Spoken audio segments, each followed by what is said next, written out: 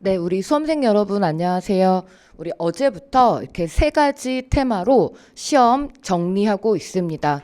우리는요, 국어 노트 정리,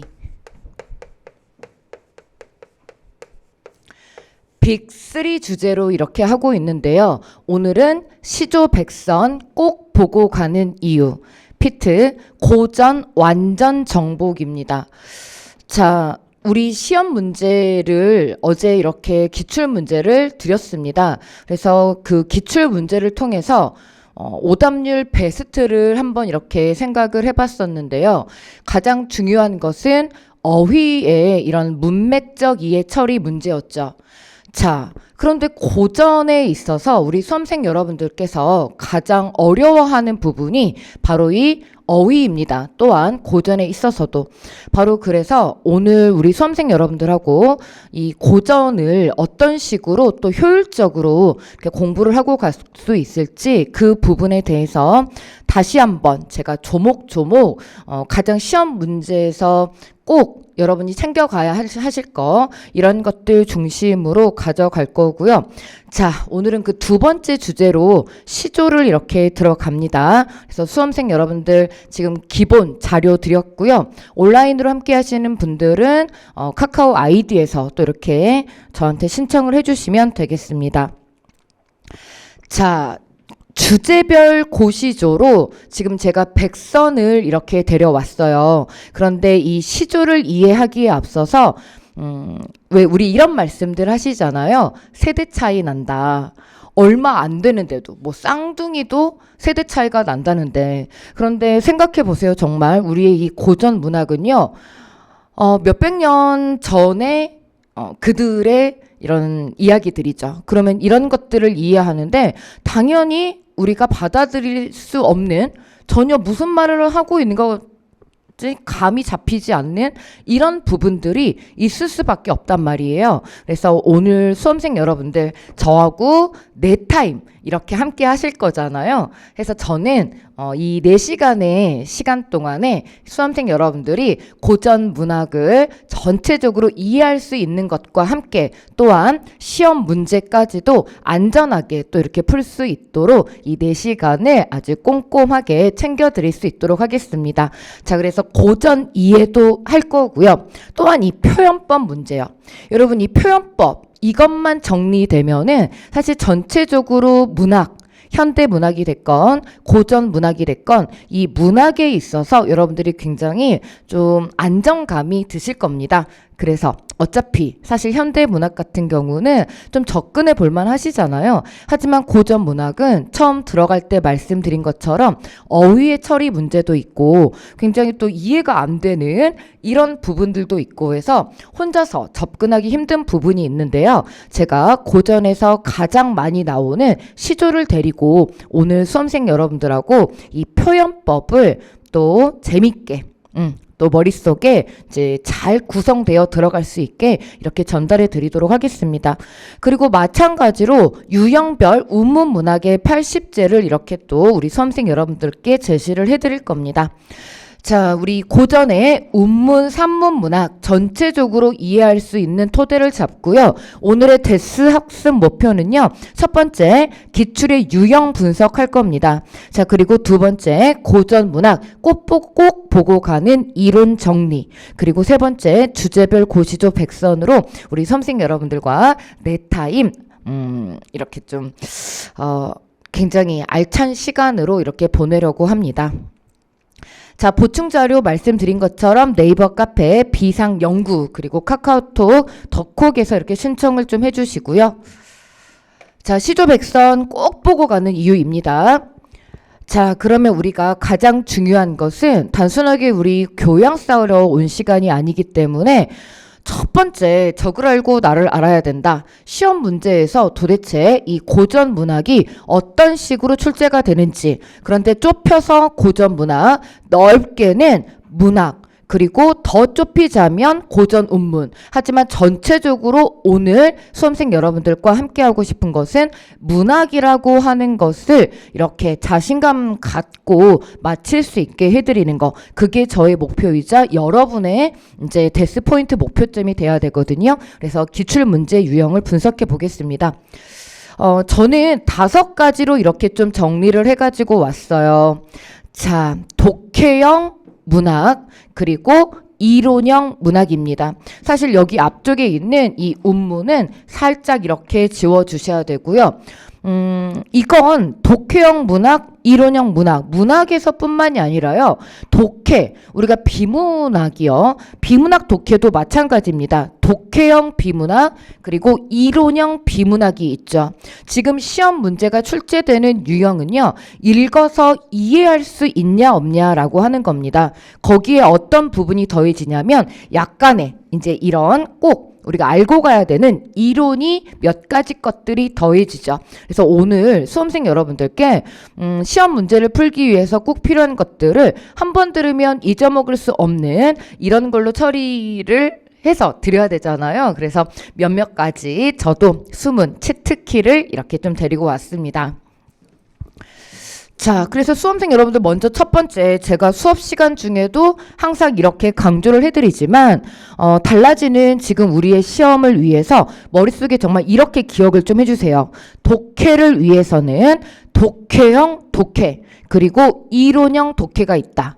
그러면 독해형 독해는 여러분들이 이렇게 점차적으로 쌓아서 문맥을 이해할 수 있는 부분이고, 여러분 이제 챙겨가셔야 될 거, 수업 시간에 그 짧은 시간에 챙기셔야 될 거는 이론 부분입니다. 근데 이 이론 부분이 안 돼 있으면 또한 독해형 독해도 안 되는 게 우리의 시험 문제잖아요. 그래서 이 시험 문제를 풀기 위해서는 2가지 것들이 함께 잘 어우러져야 되는데, 저는 이렇게 5가지로 좀 정리를 해가지고 다시 데려왔습니다.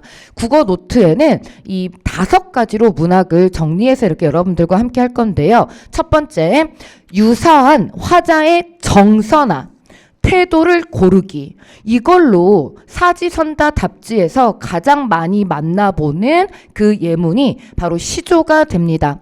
본문을 두고서 본문에 있는 화자와 비슷한 감정을 찾아내라는 거죠. 비슷한 태도를 보이는 걸 찾아내라는 거예요. 저는 여기에 독해형으로 이렇게 좀 분리를 해가지고 왔는데요. 문제가 되는 건 이 제시된 그 문학의 예문을 가지고 내가 그 예문이 읽을 수 있는 것인지 없는 것인지 이런 힘을 기르는 것이 굉장히 중요하잖아요. 근데 최근 들어서 현대 문학은 출제 유형이 시 같은 경우는 안 배운 작품들, 우리한테 좀 생소한 작품들이 이렇게 많이 나오게 되죠. 그 생소한 작품을 시험장에서 읽고 이런 걸 파악을 할 수 있어야 되는 겁니다. 그런데 여기에서 우리는 너무 겁먹을 필요는 없죠.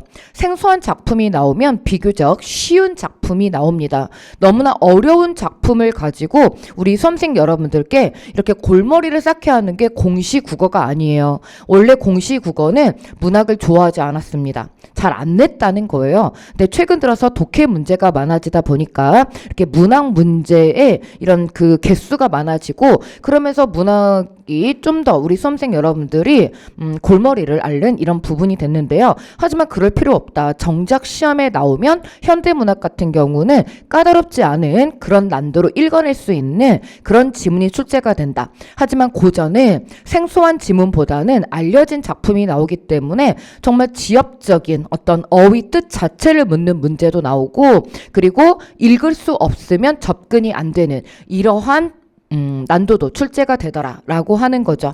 자, 그래서 오늘 수험생 여러분들하고 이런 걸 공부할 수 있는 그런 시조, 독해를 할 거고요. 바로 이쪽 부분은 독해형입니다.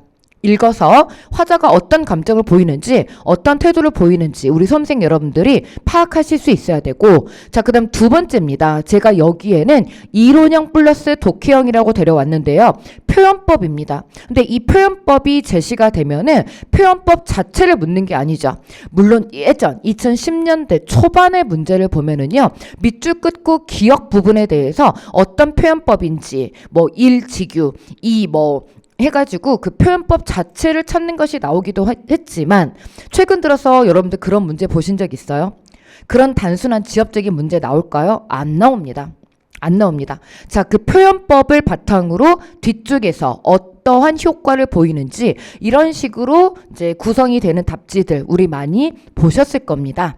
자, 그래서 제가 이 2번 같은 경우는 이론형 플러스 독해형이라고 이렇게 데려왔고요. 아까 말씀드린 것처럼 우리 수험생 여러분들은 이 표현법을 현대문학에까지 이렇게 적용할 수 있게, 그리고 이 표현법의 일부는요, 비문학 독해에도 서술상의 특징, 논지 전개상의 특징에 유사한 용어로 이렇게 출제가 되기 때문에 오늘 여러분들 이 표현법 정리 여러 가지 군데에 잘 써먹을 수 있게, 그러니까 그 작품 자체를 암기하는 것이 아니라 뿌리째 뽑아야 되죠. 제가 뿌리째 뽑는 것은 완벽하게 이해한다는 것이다 라고 말씀드렸습니다.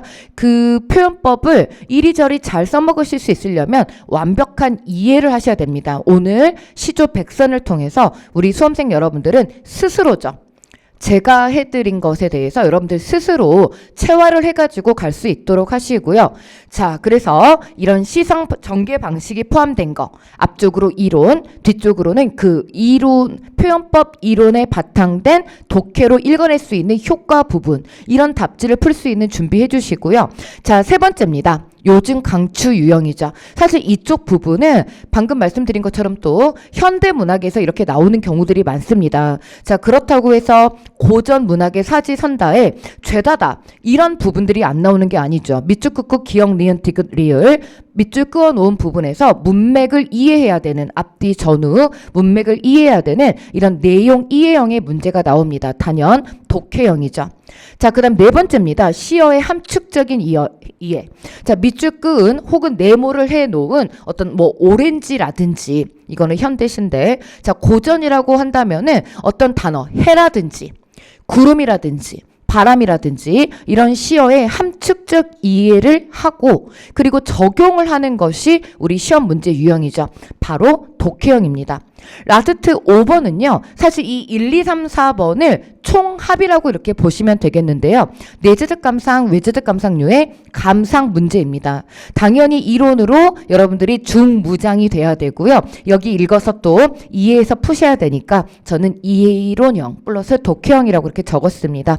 1번부터 4번 유형의 총집합소라고 말씀을 드렸고요. 내재적 감상이라고 하는 것은 작품을 가지고 이렇게 그 속 안에서 뜯어보는 뭐 주제도 보고 표현법도 보고 이런 것들이라고 한다면, 외재적인 감상은 세 가지 기준이 있었죠. 작품을 두고서 그 작품을 쓴 작가, 작품이 담고 있는 당대 시대 현실, 그리고 작품을 읽고 우리 독자들이 어떤 효율적인 어떤 교훈을 얻는지, 이런 부분들에서 얘기하는 거, 외재적 감상 세 가지 기준. 자, 그렇기 때문에 사실 이 내재적 감상, 외재적 감상이 모양 자체로는 현대문학에 많이 나오는 것 같죠. 하지만 그러한 발문 유형만 아닐 뿐 우리 고전 문학에서도 내재적 감상, 외재적 감상은 충분히 여러분들이 많이 물어보고 있다는 것을 여러분들은 아실 겁니다. 자, 이렇게 해서 저는 기출 문제를 이렇게 5가지 유형으로 이렇게 정리를 해가지고 왔고요. 이제 문제로 이렇게 하는 것은 오늘 이 특강 취지에 좀 맞지 않아서 문제 분석은 이렇게 하지 않고 아까 말씀드린 데스 포인트 3가지 점에 맞춰가지고 진행을 하도록 하겠습니다. 하지만 어제 드린 자료, 기출문제 자료 보시면 9까지 9급, 그러니까 첫 번째 페이지에 있는 게 우리 기출문제 9까지 9급이 있었죠. 9까지 9급의 고전 시조, 이렇게 바로 사설 시조가 하나 출제되어 있는 것을 보실 겁니다. 해서 고전 시조는 굉장히 중요하게 우리 수험생 여러분들이 처리해야 되는 부분임을 이렇게 알 수 있고요. 저는 조금 다른 방식으로 오늘 어떤 식으로 이렇게 기출 문제가 출제됐는지 그 유형을 이렇게 5가지로 이론형 독해, 그리고 독해형 독해, 이러한 문학으로 정리를 해가지고 말씀을 드렸습니다. 자, 그 다음 우리가 시조 백선 꼭 보고 가는 이유, 이제는 첫 번째 1번 고전 이해하러 들어갈 겁니다. 두 번째 이런 표현법이라든지 필수 암기 이론은 차례대로 우리 수험생 여러분들께서 꼭 기억을 해두셨다가 이 문을 빠져나갈 때, 그리고 컴퓨터를 딱 끌 때 꼭 자신감을 얻고 이렇게 마칠 수 있는 시간이셨으면 좋겠고요. 자, 그럼 우리의 데스 학습 목표 두 번째로 들어가서 꼭 보고 가는 이론 정리로 이렇게 들어가겠습니다. 자, 고전 작품을 이해하기 위해서는 우리하고 다른 시대를 살아간 그들을 알 수 있어야 된다. 그것이 알고 싶다죠. 그것이 알고 싶다. 도대체 그들은 어떤 가치관이었을까? 자, 그리고 그들은 어떤 사상을 가지고 있었을까? 자, 여기 들어가기 앞서서 제가 먼저 이렇게 말씀드리면 이해하기 쉬울 것 같아요. 여러분, 돈 좋아하세요? 나 돈 싫어 하는 분들 아무도 못 봤습니다. 근데 꺼내놓고 좋아해, 안 좋아해? 이제는 꺼내놓고 좋아할 수 있어요. 예전에는 돈 막 좋아한다고 얘기하면은 야, 너는 왜 이렇게 돈만 밝히냐? 라고 했지만 이제는 그런 말도 하지 않아요. 오히려 난 돈 별로? 이러면 좀 이상한 사람 같아요. 여러분이 공부하는 이유라니까? 왜 공부해? 현대사회는요, 돈이 없으면 살아가기 힘들어요. 근데 차이는 뭘까? 예전 고전 작품은요, 드러내놓고 돈을 좋아하지 않는다는 거예요. 이 돈 문제에 있어서. 그러니까 마치 나는 돈하고 좀 이렇게 굉장히 떨어져 있는 이런 사람이야. 난 돈 없어 살 수 있어. 이렇게 얘기하는 걸 굉장히 좋아합니다. 하지만 실상 따지고 보자면 그것도 아닌데. 근데 돈을 겉으로 드러내놓지 않아요. 바로 이 차이점을 기억을 해주셔야 되고요. 왜 그랬을까요? 왜 그랬을까요? 바로 유교적인 가치관, 불교적인 가치관, 그들의 시대는 바로 이런 종교 사상들이 깔고 있는 시대이기 때문입니다. 그래서 이제 이 나는 돈을 별로 사랑하지는 않아 라고 하는 것을 뭐를 가지고 얘기하냐면 그럼 뭘 사랑해? 자연을 자꾸 사랑한대. 이거 진짜 많이 보시잖아요. 이거 코드만 이해하셔도 고전이 굉장히 쉬워지실 거거든요. 그런데 현대 문학만 생각해봐도 어때요? 현대 문학. 야, 나는 돈 별로 안 좋고 속세를 벗어나가지고 자연으로 들어가서 살고 싶다. 이런 문학 작품 보신 적 있어요? 시에서라도? 없어요. 없어. 바로 이게 첫 번째 그들을 이해하는 시작점이라고 이렇게 보시면 되겠고요. 자, 저는 이제 들어가서 여러분들하고 이걸 이제 알고 있는 걸 제가 정리만 해드린 거예요. 여러분이 모르는 거 아니야. 모르는 거 아닌데 제가 시험 문제 여러분들 풀으셔야 되잖아요. 그렇기 때문에 정리를 해드린다라고 생각을 해주시면 되겠어요. 크게 암기할 것도 없을 겁니다. 사실 암기할 게 없는데 사실은 이게 암기할 요소고 이게 그대로 또 시험 문제이기도 해요. 하지만 내가 다 알고 있는 것. 정말 이상하지. 알고 있는 거라니까. 근데 그걸 갖다 뚜껑 위에 올려놓지 않으면 써먹을 수 없기 때문에 제가 지금 뚜껑 위에 올려드리는 거예요. 자, 첫 번째 점, 관습적 상징은 무조건 외워라입니다. 여러분, 현대 문학에서는 개인적 상징, 창조적 상징을 얘기하죠. 여기에서 중요한 것이 바로 문맥이잖아요. 그 상징이라고 하는 것은 창조적 상징이 뭡니까? 개인적 상징 이꼴 창조적 상징, 정해져 있는 것이 아니라 내가 스스로 파악해내야 하는 겁니다. 우리가 미술관에 갔는데 와, 저거 코끼리 그림이네, 와, 저거 사과 그렸네 라고 하는 것은요, 관습적 상징이에요. 그런데 도대체 뭘 그렸는지 모르겠어. 그래서 가만히 뚫어져라 봐야 되죠. 아, 그런 거구만 이라고 하는 게 바로 뭐예요? 이게 개인적 상징입니다. 스스로 파악해내야 하는 것. 자, 그런데 우리 고전 문학의 쉬운 점이 바로 뭡니까? 관습적 상징이라는 거예요. 그러니까 고정적이라는 거죠. 아, 코끼리네. 사과 그렸네. 얼마나 쉬워요. 얼마나 쉬워요. 자, 첫 번째입니다. 우리 임금에서부터 한번 가볼게요. 여러분, 배에다 이거 새기는 거 되게 좋아하잖아. 요즘은 여자분들도 바디 프로필 찍기 때문에 이제 그 왕 얘기부터 한번 들어갈게요. 여러분이 좋아하는 왕. 왕자 새기는 거 좋아하니까. 이 왕을 직접적으로 막 얘기하지 않고요. 왜? 왕은 최고인데 너무 직접적으로 막 문학작품 막 갖다 써버리면 그거 좀 그렇잖아. 그래서 이 왕을 다른 말로 얘기를 해요. 특히 어떤 거? 하늘에 있는 반짝반짝 빛나는 좋은 건 다 왕이야. 해, 달, 별. 별 중에서는 북극성이요. 가장 반짝반짝한 그 별이죠. 그래서 해, 달, 그리고 별, 이런 것들, 1월, 날빛, 뭐 이런 용어 만나게 되고요. 여러분들 조금 이따 고시조 백선 이렇게 들어가가지고 제가 지금 말씀드린 것들이 잘 이렇게 굉장히 잘 보이실 거예요. 아는 만큼 보인다고 오늘 여러분들 그런 신기반기한 경험을 이렇게 하고 잘 돌아가셨으면 좋겠습니다. 그리고 이제 용이래. 우리 또 용 꿈꾸면 로또 사야 되나? 용이래. 아무튼 좋은 거는 다 왕이야. 북신, 북극성. 그 다음에 삼위인국, 송미인국 이런 거 들어보셨잖아요. 그래서 예전에는 아름다운 사람이 또한 왕을 의미했고요. 자, 그렇다면 이제 왕조가 몰락하고 임금이 죽는 것은 당연히 이런 것들이 떨어지는 거죠. 중의법이라고 해가지고 이렇게 보셨을 겁니다. 일부러 하나의 단어에 2개 이상의 뜻을 집어넣는 거. 석양, 뭐 지는 해 해가지고 왕조의 몰락이라든지 임금이 죽는 것은 결국 왕이 죽는 것은 나라를 상징하는 거니까요. 그러니까 뭐 왕조 몰락까지도 이렇게 같이 이어지는 그런 얘기들이 있고요. 자, 그러면 왕 짝꿍 있잖아. 우리 이제 반대말에서도 이거 배우신 적 있죠? 반의 관계. 왕이 있으려면 나 혼자 있으면 왕이 되나? 여길 딱 떠받쳐주고 있는 그런 인간들이 필요해요. 그게 이름하여 신하죠. 신하들. 이 왕과 신하의 관계가 어땠을까요?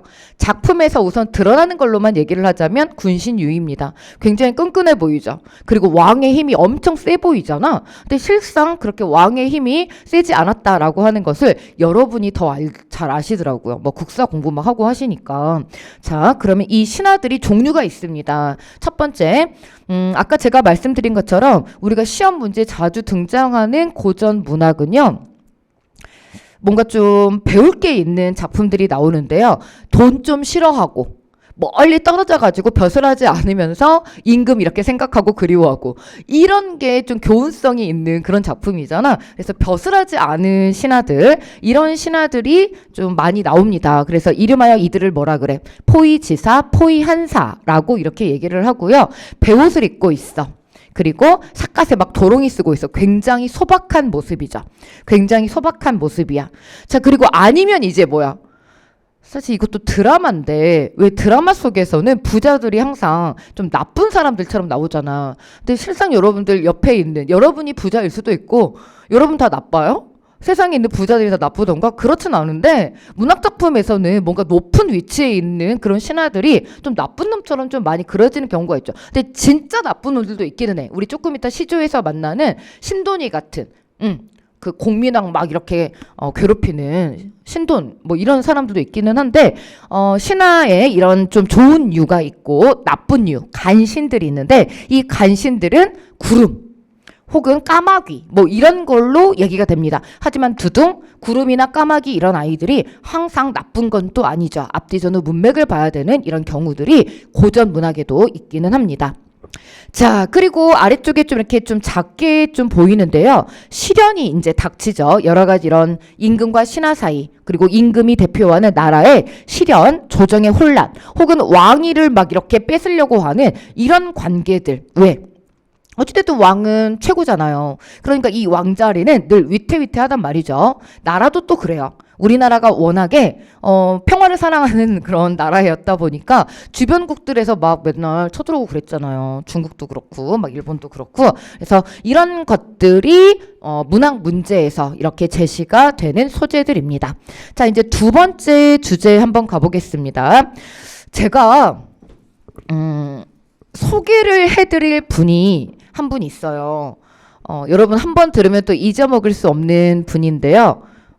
이거 모르면 시험 못 봅니다. 저 완전 강조드리는데 제가 소개를 해드릴 분 조대감. 그러니까 조대감을 모르면 시험 보기 힘든다는 그런 설이 있어요. 이거 잊으면 조대감설 잊으면 안 됩니다. 조대감을 모르면 시험을 못 본다는 설이 있습니다.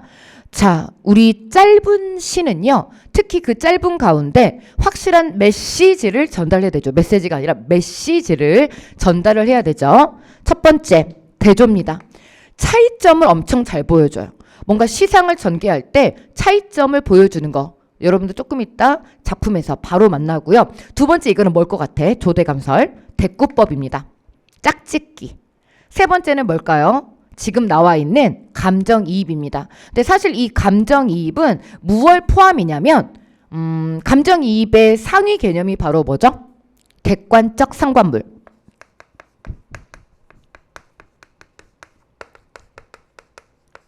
이 객관적 상관물의 종류가 세 가지가 있잖아요. 객관적 상관물의 종류가 세 가지가 있다. 그 첫 번째 종류, 감정이입. 이꼴 관계죠? 사물하고 그 인물하고 감정이 같아요. 이꼴 관계 이런 것들이 있고 자, 두 번째 객관적 성간물의 종류는 뭐가 있나요? 대조의 객관적 성간물.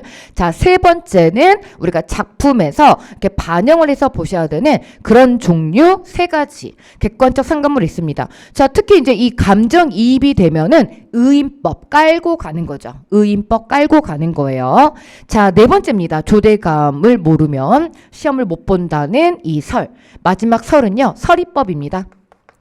설이가 또 엄청 많이 나옵니다. 그래서 여러분들 조대감 제가 소개해 드렸어요. 그리고 조금 더 작품에서 바로바로 잘 적용해 봅시다. 조대감을 모르면 시험을 볼 수 없다는 설, 굉장히 중요한 설이죠. 자, 감정이입의 소재 자주 등장하는 거 하나 봅시다. 여러분 시에서 이 세 떠버리면은 그대로 한의 정서죠. 근데 우리 작품이 어떤 좀 이런 그 슬픔의 감정을 토로해 놓는 것을 또한 굉장히 좋아하거든요. 연정과 같은 경우들. 그래서 새 중에 접동새, 자규, 소적새, 대승, 두견새, 뭐 이 애들 같은 새들이고요. 꾀꼬리 같은 경우는 이 새하고 좀 달라요. 꾀꼬리는 황조 이렇게 되죠. 최초의 고대 가요 최초의 작품 중에 황조가 이렇게 있습니다. 개인적인 서정 시각. 자, 그리고 이제 귀뚜라미, 곤충 중에서 많이 등장하는 이 귀뚜라미에 대해서 알아야 되는데요. 이 귀뚜라미도 어때? 동병상련의 모습으로 이렇게 많이 등장하는 그런 벌레입니다. 제가 이 벌레 거대 벌레도 문법에서는 소개를 해드리고 그랬는데 자, 이 벌레 귀뚜라미 기억을 해주시고요. 자, 그리고 여훌이라고 해가지고 물살이 세찬 곳을 의미하는데 이것도요 결국 눈물의 이미지잖아. 그래서 감정이입의 소재로 이렇게 잘 등장을 하고요. 촛불 이것도 어때요? 눈물 떨어져, 촛농 떨어지는 것이 눈물 떨어진다라고 얘기를 해가지고 잘 등장하는 감정이입의 소재들입니다.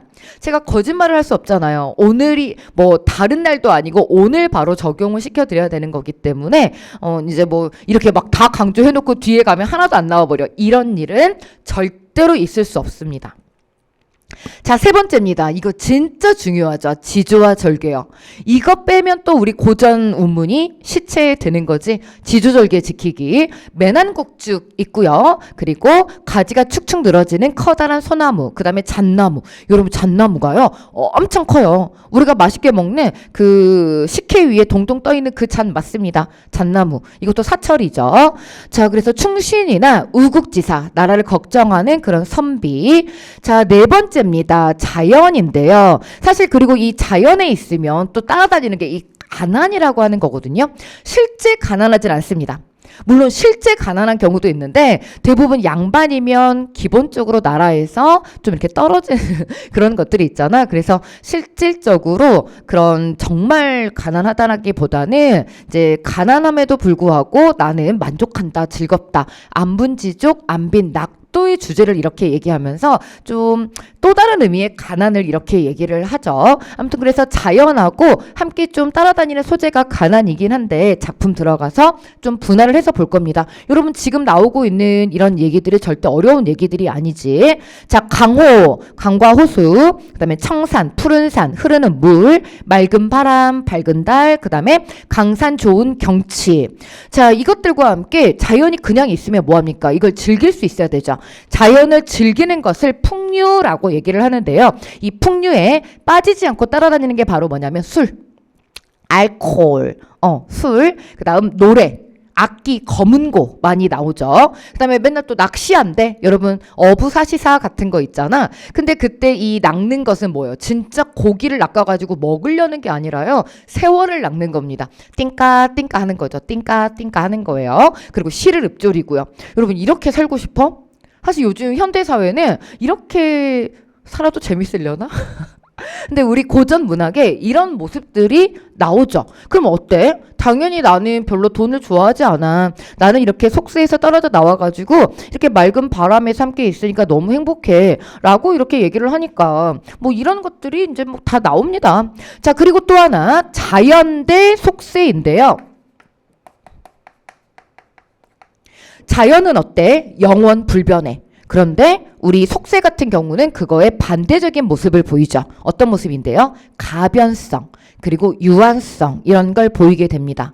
자, 특히 이 강하고 물 같은 경우는요, 인과 나를 가로막는 장애물로도 이렇게 많이 등장을 하고요, 혹은 죽음의 소재로도 이렇게 등장을 하기도 합니다. 그래서 자연은 뭐 풍류를 즐기는 하나의 좋은 아름다운 장소로 이렇게 얘기가 되어지기도 하고, 또한 장애물이나 죽음으로도 얘기가 되어질 수 있다라고 하는 것을 기억을 해주시면 되겠고요. 자, 계절감 한번 보고 갈게요. 여러분들 자연을 이렇게 얘기를 하다 보니까 봄, 여름, 가을, 겨울 시간의 경과를 통해서 또 얘기를 하는 걸 굉장히 좋아합니다. 그러면 봄을 드러내는 소재는 뭐냐면은요, 새우, 가랑비입니다. 세발낙지가 이 세자예요. 가랑비, 장대비가 아니라 장대비는 여름이에요. 산람은 산의 아지랑입니다. 아지랑이가 봄을 소재로 하거든요.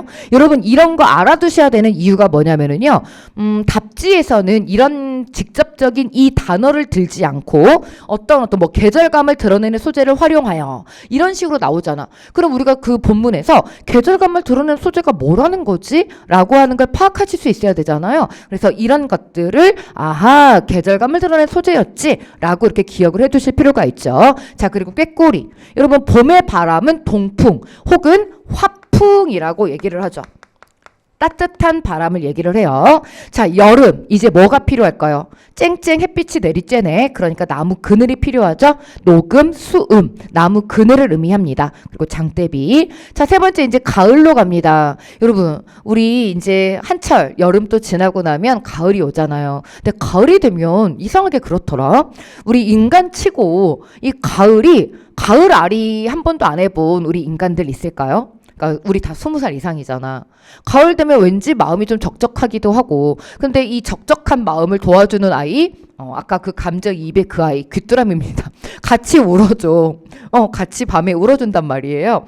실제 봤어요, 귀뚜라미? 좀 무섭게 생겼던데? 무섭더라고요. 커! 우선 그 모양 자체가 좀 커요. 여러분 실제 안 봤지? 또 백과사전에서 본 거 아니야? 자, 그 다음 기러기요. 그리고 서리. 여러분 봄은요, 안개입니다. 중요해요. 안개. 이게 이제 고어로는 내라고 하는 말로 나오는데요. 봄에는 안개, 그 다음에 가을에는 서리가 끼죠. 가을이 깊어지면 된서리가 되고요. 된서리가 되고, 자, 그리고 이 황혼 부분을 좀 기억을 해주시는데요. 노란 구름이거든요. 그래서 들판에 누렇게 익은 곡식을 얘기합니다. 그런데 이게 또 전쟁을 나타내는 그런 그 문학 작품에서는 황혼이라고 하는 것이 포탄 푹 날렸네. 그럼 어때요? 흙먼지가 푹 올라오죠. 그걸로 이렇게 얘기되는 경우가 있어요. 그래서 CF 비교해서 그렇게 좀 기억을 해주시고요. 자, 대추 이게 잘 붉었어. 이게 또 시험 문제에 나와가지고 수험생 여러분들이 난감할세였던 경우가 있는데요. 여러분 원래 대추는요, 녹색입니다. 녹색 대추 먹어보신 적 있어요? 맛있어요. 청사과 맛은 아닌데 아무튼 좀 달달하니 맛있습니다. 이게 가을이 되면 붉어지죠. 가을이 되면. 그리고 제상에 오르는 거는 쪼글쪼글 말려놓은 거고. 그래서 녹색 대추가 가을의 빨간 대추. 빨간 대추는 가을을 의미하고요. 녹색 대추는 봄을 의미합니다. 자, 그리고 이제 밤이 떨어져 있고 낙엽이 떨어지고, 자, 겨울은요, 눈과 얼음이 되겠죠. 자, 그래서 계절감 드러내는 소재 이렇게 기억을 해주시고, 특히 이제 겨울은 북풍 하나 또 가고요. 가을 같은 경우는 그대로 이제 추풍이라고 하는 말로 많이 나오죠. 자, 그리고 말씀드린 안분지족, 안빈, 낙도가 함께 따라다닙니다. 왜 자연에 있으면 아무래도 도시에 있는 것보다는 좀 가난하잖아. 그래서 안분지족, 안빈, 낙도. 가난함 속에서 이런 소박한 생활을 하는 이런 걸 얘기하는 걸 굉장히 좋아하죠. 내가 뭐 10년을 계획했는데 초가집 3칸 만들었다. 야, 지금 소가집 3칸이면 나 전원생활 아닌가? 그렇게 생각하면 노답이에요. 아까 제가 처음 들어갈 때 뭐라 그랬어? 그들을 이해해야 된다. 그들을. 여기에서 말하는 초가집 3칸은요, 10년 경영해서 초가집 3칸은 가난한 겁니다. 소박하신 거예요. 자, 그리고 모옥. 이것도 마찬가지로 초가집이에요. 띠모자거든요. 단사표음이라고 하는 거는요, 한 소쿠리의 밥, 한 표주박의 물, 소박한 물입니다. 자, 박주산채도 거친 술, 그 다음에 산나물. 그러면 이런 단사표음이나 박주산채하고 반대가 되는 말은 뭐가 있을까요? 산의 진미가 있겠죠. 여러분 산의 진미. 어디서 많이 먹어봤어? 중국집 그 코스 요리 있잖아. 이렇게 빙그렇게 이렇게 돌아가는 거. 거기 그게 이름하여 산의 진미죠. 아닌가? 제가 너무 없어 보였나? 나는 더 비싼 거 먹었다. 네, 알겠습니다. 그거하고 반대가 되는 표현이다 라고 생각을 해주시면 되고요. 자, 여러분들 어떻습니까? 정리되시죠?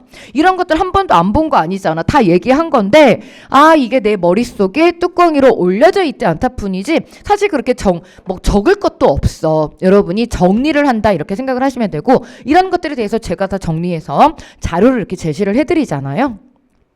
자, 5번째입니다. 전쟁 얘기 또 빠질 수 없죠. 이것과 함께 같이 얘기되어지는 주제는 충이 되는 거고, 그러니까 나라를 위해서 몸바쳐 죽는 거야. 근데 여러분, 우리는 뭘 위해서 몸바쳐 죽을 수 있죠? 돈.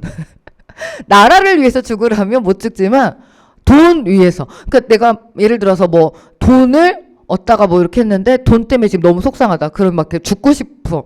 막 이럴 수 있어.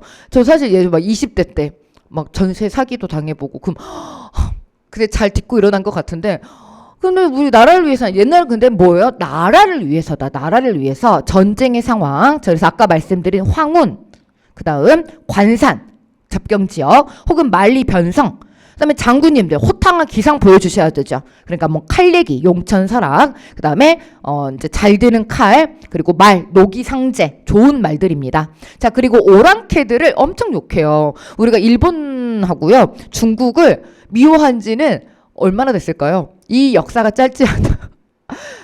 이 역사 짧지 않아. 그래서 막 그들을 엄청 욕합니다. 막 먼지 같다 그러고요. 쥐새끼 같다 그러고 개 같다 그러고. 사실 전 이제 고전 문학 보면 이런 부분에서 그래, 이 원한의 마음이 쉽게 사라지지는 않겠다. 막 쥐 같고, 여러분 이런 표현 여러분 들었다 생각해봐. 이 쥐 같은 놈아. 그러면 기분 좋아 나빠. 근데 문학 작품에서는 막 나와. 그다음에 준피도 벌레 같다 그러고. 누구한테? 중국하고 일본한테. 그러니까 적대감이 굉장하죠. 그런데 또 어때? 조공 맨날 또 바치고. 자, 그 다음 여기는 이제 함께 같이 보시면 되는데요. 장애물이 또 나옵니다. 뭐 이런 아까 말씀드린 항상 그대로 이렇게 뭔가 잘 갈 때 여기를 한번 딱 걸려 넘어지게 하는 그런 부분들이 우리 문학에서의 좀 교훈이나 혹은 재미를 준 하나 요소가 되잖아요. 그런 걸로 제시가 되어지는 게 바로 이 장애물인데요. 고개, 만중 운산, 아주 깊숙한 탈속적인 이미지죠. 천리 말리 떨어져 있다든지 혹은 약수. 여러분 약수 진짜 많이 나오잖아. 이게 중국 전설상에 있는 강인데요. 너무너무 부력이 약해서, 부력은 뭐가 뜨는 힘이죠. 부력이 약해서 깃털도 못 뜬다는 강이에요. 여러분 깃털이 못 뜨는데 배가 뜰 수 있을까요? 그러니까 여기가 딱 등장하는 순간, 여러분 이거 진짜 많이 나오잖아. 이 약수가 뜨는 순간 그냥 장애물입니다. 만날 수 없어요. 이별에 있는 거예요. 이별에 있는 거예요. 자, 6번째. 이건 제가 조금 이따 이제 화자 정리하면서 다시 말씀을 드릴 건데요. 우리 고전 문학에서는요, 화자를 3가지로 정리할 수 있으셔야 됩니다. 크게는 2가지. 이제 양반이냐, 양반이 아니냐라고 하는 거고요. 다시 한번 3가지로 이렇게 갔을 때는요, 양반 남자, 그 다음에 평민, 작자미상, 3번째는 양반 여자, 이런 식으로. 근데 이제 가장 여러분들 시험 문제를 푸는 데는 단순화시키는 게 중요하니까 저는 2가지로 정리하는 것을 이제 강추해서 가는 방향입니다. 그러니까 양반이냐, 양반이 아니냐. 이걸로 해가지고 굉장히 내용이 쉽게 이렇게 정리가 되거든요. 그래서 여기는 먼저 이제 여자를 한번 좀 보고 갈게요. 왜냐면 문학 작품은 여자들이 좀 많이 이렇게 얘기를 합니다. 그리고 또 하나, 이 여자 부분을 이해를 좀 해주셔야 되는 이유가 뭐냐면, 양반 남자 작가인데 자기가 이제 여자인 것처럼, 여성적 화자인 것처럼 얘기를 해요. 부캐. 이게 이름하여 부캐야, 부캐. 본캐를 숨기고 부캐가 나타난다. 여성적 화자 어디에서? 유배문학. 이거 되게 중요하죠.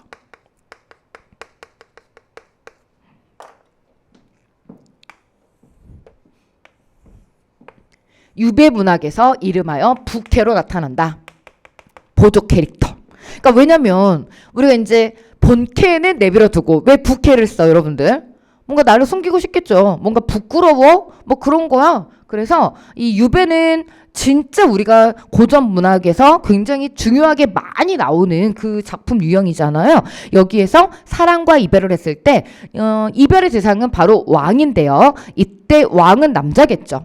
그리고 이제 혼자 그리워하고 슬퍼하고 이 대상은 여자가 되는데 바로 이 임금의 눈에서 벗어난 화자 바로 이제 본인 자신을 여자로 들어가지고 자 그래서 여자임을 암시하는 거 은장도, 빛, 자수, 옥비녀 그다음에 섬섬, 옥수 여러분 규방은요 아녀자의 방입니다. 규방 혹은 내방 그러죠. 규방가사, 내방가사.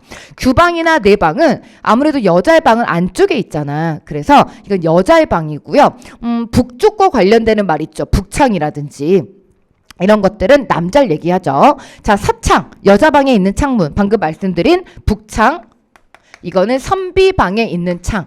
왜 북창은 북쪽에 누가 있어? 임금 있으니까. 임금 있으니까. 자, 그리고 길쌈이나 배틀, 이제 예쁜 얼굴이죠. 설빈환, 녹빈호란, 노기홍상, 젊은 여자예요. 노기. 이제 위에 녹색 저고리, 아래 빨간 치마. 예쁘겠지? 자, 그 다음에 연지분, 그 다음에 금침, 이불하고 베개. 자, 이제 서민임을 나타내는 것들은 당연히 이제 좀 농기구 이쪽 부분이 굉장히 많습니다. 농기구 쪽. 이쪽이 나오면 서민의 문학을 이렇게 좀 서민을 제시한다. 라고 이렇게 보시면 되겠고요. 자, 화자를 파악하면 내용이 굉장히 쉽게 이렇게 정리가 되는 이런 것들을 또 볼 수 있습니다. 자, 이렇게 해서 여러분들하고 배경 지식 원, 고전, 그들을 어떻게 살아왔는지 이런 것들을 정리를 해드렸고요. 자, 이제 배경 지식 2는요. 방금 말씀드린 너무너무 중요한 이런 화자를 파악해보러 들어가겠습니다. 작가 담당층을 파악해라. 자, 이거를 이제 저는 크게는 2개, 양반이냐, 양반이 아니냐.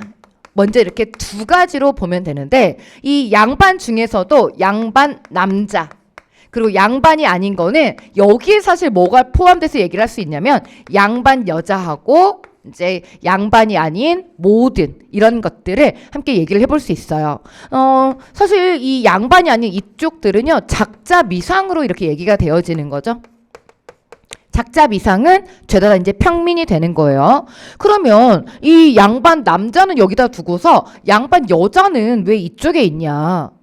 양반 남자는 여기 있는데 양반 여자는 왜 작자 미상 양반이 아닌 거에 여기다 같이 이렇게 얘기를 하느냐?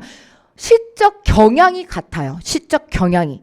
여러분 이 3개 이제 굳이 보자면 1번, 2번, 3번 이 셋 중에서 왕 얘기를 하는 사람은 딱 하나밖에 없는 거 아시죠? only 이쪽이에요. 왕. 나머지 양반 여자 2번 그리고 양반이 아닌 작자 미상의 이들 왕 얘기 절대 없습니다.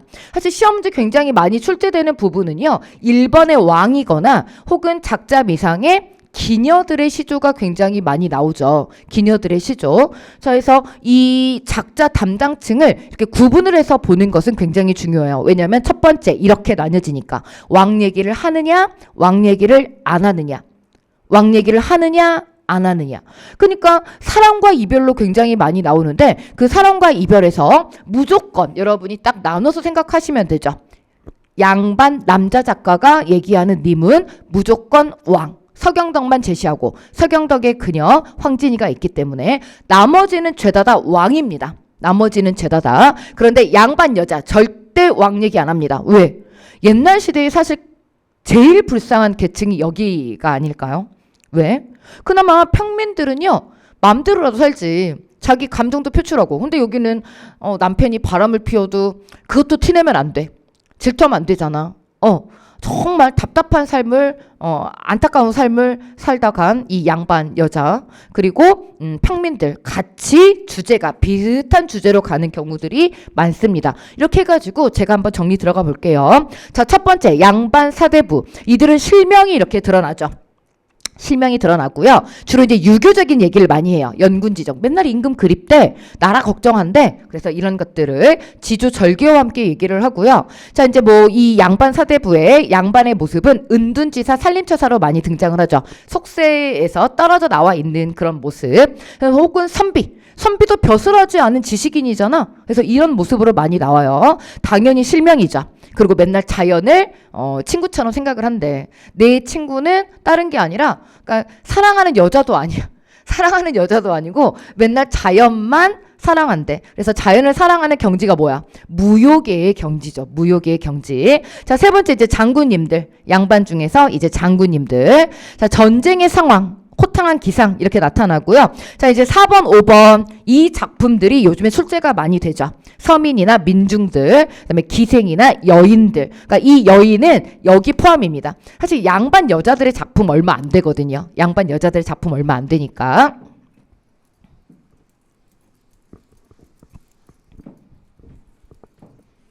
작가 담당층을 파악해라. 자, 다음.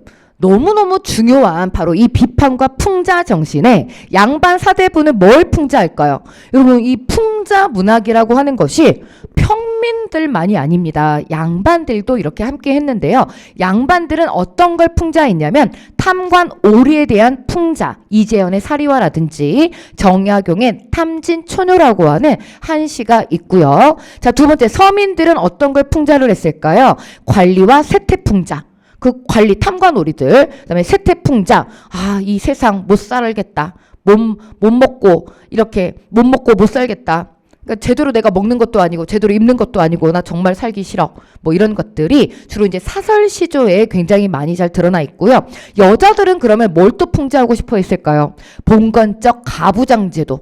그러니까 옛날에는 남자가 무슨 말 하면 띵 하고 그냥 받아야 되죠. 그쵸? 근데 이런 것들이 물론 조선 후기 쪽으로 가면은 조금씩 나타납니다. 여자의 목소리가. 예를 들어 허생정 같은 것만 봐도 나가서 그러면 도둑질이라도 못 하시나요? 라고 하면서 그래서 개성적인 모습이라고 이렇게 말씀을 드렸던 부분이 있고요. 그래서 여자들은 이런 부분에 있어 풍자를 하고 또 이제 시집살이 노래라고 하는 조선 후기 민요 이거 이제 잘 기억을 또 해 놓으시면 좋을 것 같습니다. 그러니까 작자 담당층을 파악해야 되는 이유는 이런 중요한 이유가 있는 거죠. 자, 이제 세 번째 라스트입니다. 배경 지식 기르기 세 번째. 여러분들 물론 이 고어에 대해서 사실 고전 문학은 우리가 아는 작품들이 이렇게 출제가 되는 경우가 대부분이기 때문에 내용을 사실 그 시험장에서 읽어야지 이해가 되는 이런 부분들보다는 우리가 좀 익숙한 작품들이 많이 이렇게 출제가 됩니다. 그럼에도 불구하고 뭔가 조금 그래도 내가 좀 덜 이렇게 좀 익숙한 이런 작품들이 나온다거나 혹은 어찌됐든 고어 표현들이 이렇게 섞여 있을 수 있잖아. 그래서 라스트로 저하고 5분이면 됩니다. 5분 어때? 이 정도도 못 내죠? 5분을 통해서 여러분들이 고전 문학의 고어를 읽는 이런 틀을 좀 갖추고 시간 마치고 이제 작품으로 들어가 보려고 합니다. 자, 세 번째입니다. 고전 문학 고어 읽기 총정리. 자, 고어는 문법적으로 이렇게 좀 이해를 해주시면 좋겠는데요. 첫 번째 이 아래아가 이렇게 나오면은요. 왜 영어 공부를 할 때도 우리가 읽을 수만 있으면 좀 거부감이 덜해지잖아. 근데 예전에는 아무래도 10원을 들고 산에 올라가서 배 따먹고 씨만 남았다. 막 이런 게 섞여 있고 어두자음군도 섞여 있고 그러다 보니까 눈에 익숙하지 않으니까 좀 보기가 싫어진단 말이에요. 그래서 만약에 이런 애들이 섞여 있으면 조금 괜찮아라고 스스로를 달래시면서 이렇게 좀 접근을 해보시면 좋겠습니다. 자, 아래야 바람에 위에 있는 소리 나는 대로 읽은 것을 끌어내려가지고 오늘 내 안개 대나무 얘기합니다. 자, 2번 반치음 처리하러 가는데요. 반치음이 이응이 되거나 시옷이 되거나 리죠. 그러면 리어, 이어, 가잘, 가을 이렇게 되는 거죠. 리죠. 그러면 이어서 이런 뜻이 되는 거죠. 그 다음에 아사날 빼앗다 라고 하는 이런 뜻이 되겠습니다.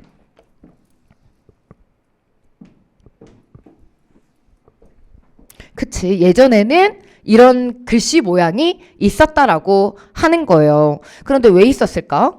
필요하니까 있었겠죠. 그때는 이런 발음들이 있었던 거야. 근데 이런 발음들이 없으니까 사라지는 거죠. 이런 발음들이 없으니까.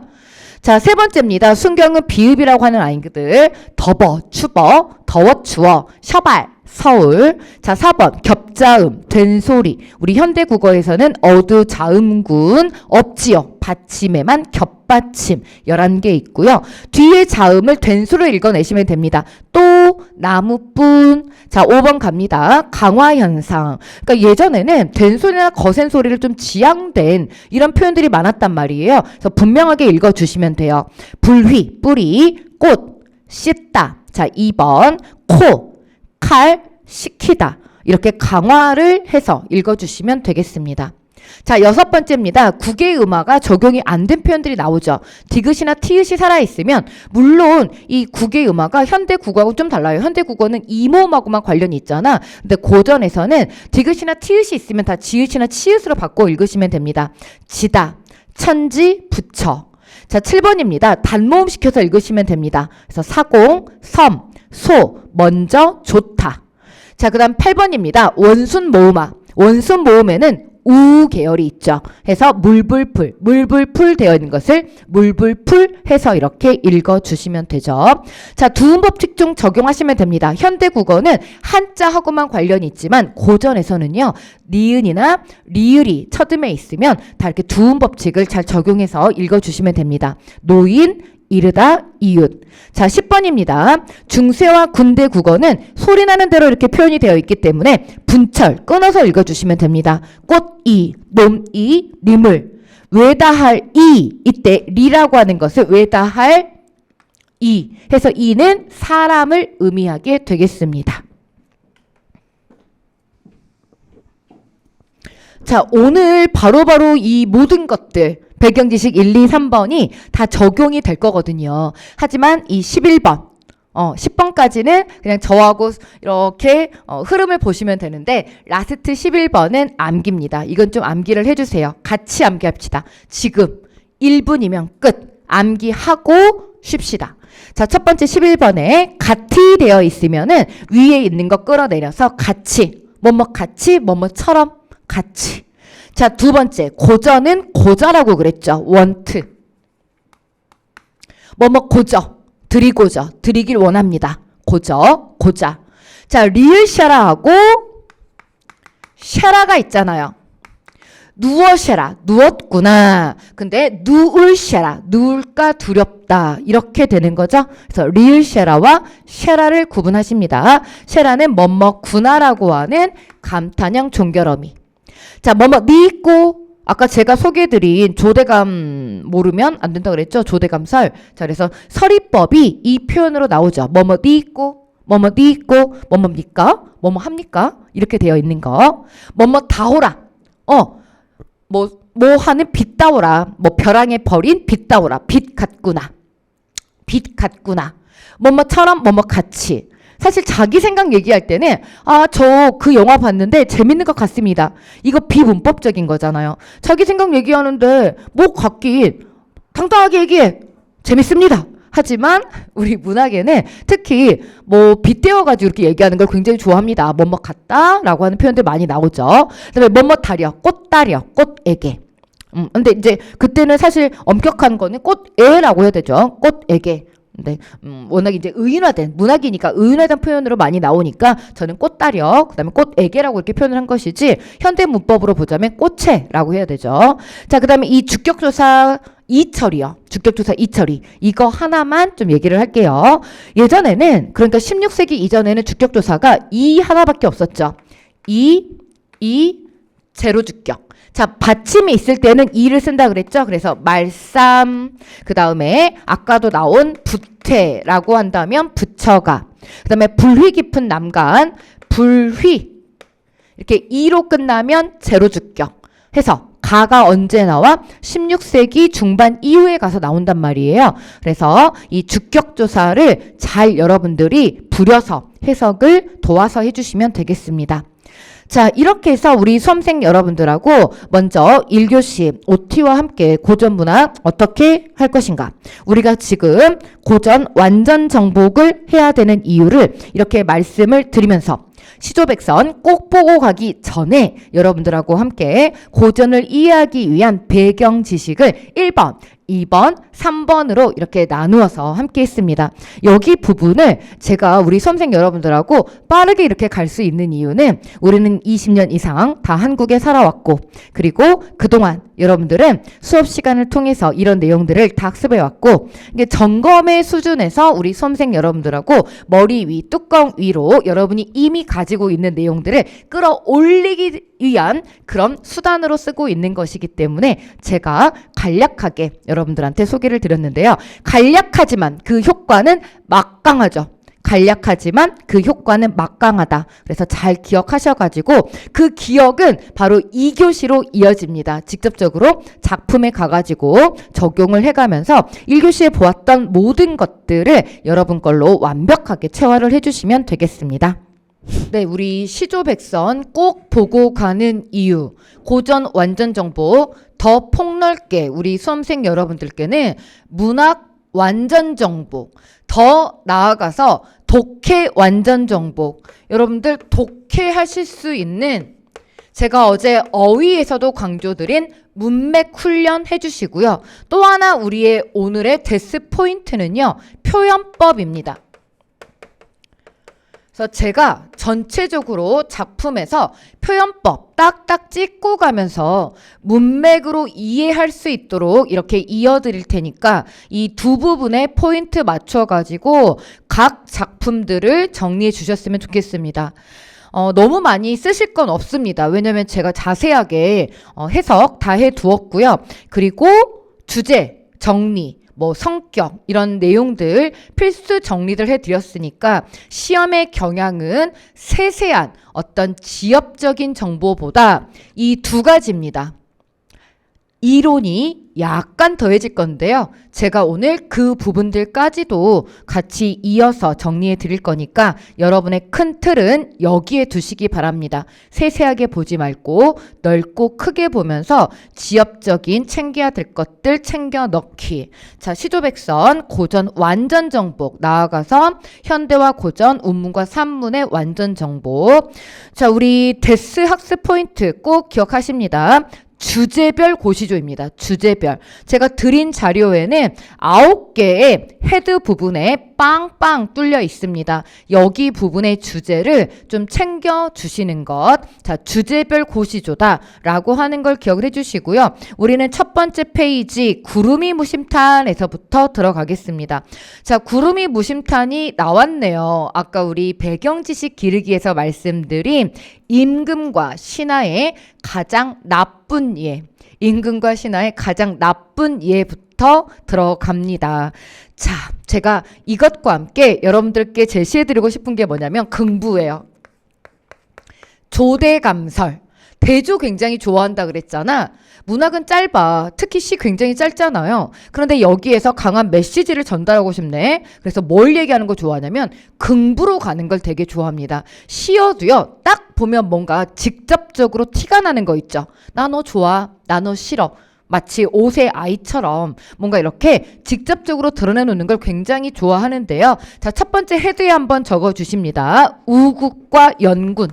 나라 걱정하고 그 다음에 임금 얘기하고 임금 그리워하고 나는 임금을 사랑합니다. 이렇게 들어가는 거죠.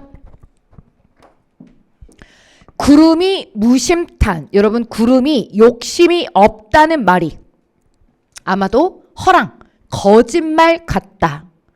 중천에 떴다는 거는 뭐냐면은요. 하늘 높이 떠 있다는 거잖아. 이걸 빗대 주셔야 되는 건데요. 사실 이 구름이 자연물이라고 하는 문맥으로 보이지 않습니다. 이 구름은 간신배입니다. 간신이에요. 그러면 간신이 하늘 높이 떠 있네. 그럼 이건 뭐가 되는 거야? 그만큼 권력이 높다는 거죠. 하늘 높이 떠서 지 맘대로 다닌대요. 그러니까 이제 무서울 게 없는 거죠. 아나무인인 거지. 구타여. 광명한 날빛을. 자, 날빛 등장했습니다. 대조되는 거죠. 날빛은 임금을 의미하죠. 구태여. 왜 왕을 그렇게 다 왕의 총기를 네가 이렇게 다 덮어버리고 다니는 거냐라고 이렇게 얘기를 하고 있거든요. 자, 옆쪽에 제가 우리 교재 보는 방법, 옆쪽에 이렇게 제가 필요한 부분들은 이 날개 부분을 통해서 좀 얘기를 했습니다. 자, 구름이라고 하는 것이 단순한 어떤 자연물은 아닌 것 같다라고 하는 것이 이 왕이 상징될 수 있는 해와의 관계를 통해서 확실하게 보여질 수 있겠습니다.